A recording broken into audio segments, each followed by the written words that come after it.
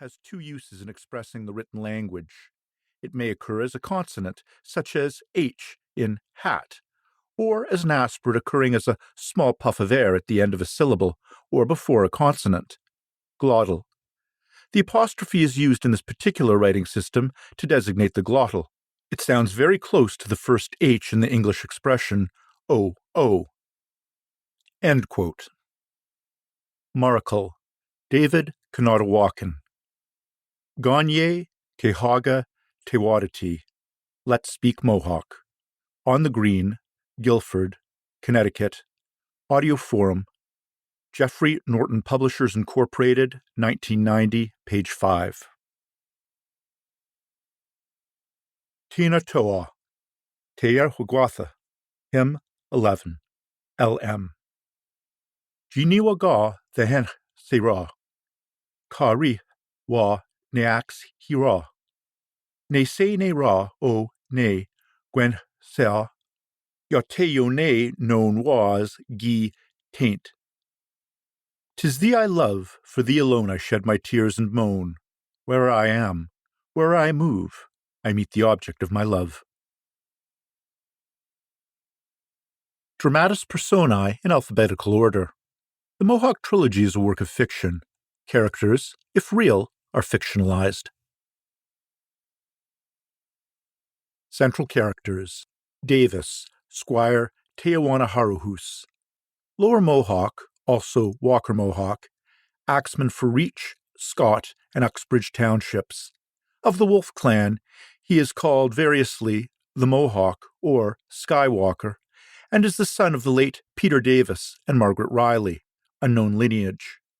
Squire is also the adopted child of David Shagahuainthaw, who is the son of Agaga Polly. Unusual for the time, Squire is literate. In 1832, he and his brother, John, are baptized Anglican at St. Paul's Chapel of the Mohawks in the Mohawk Village.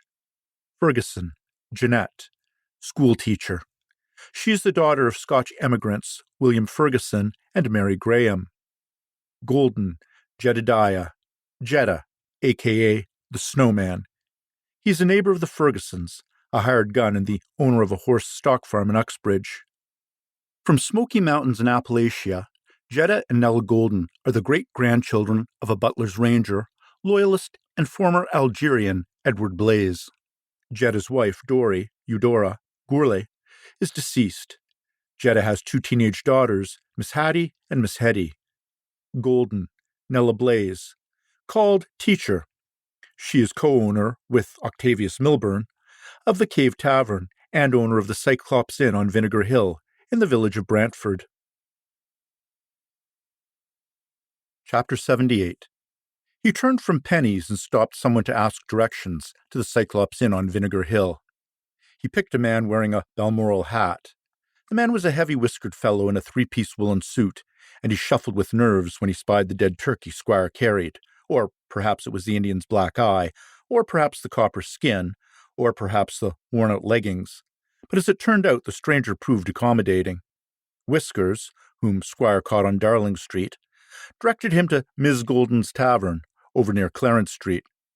Whiskers' Balmoral was set at a jaunty angle, and the blowing ribbon obscured his vision, or so he said, and he admitted upon hearing Squire's articulate question he was glad to be obliging.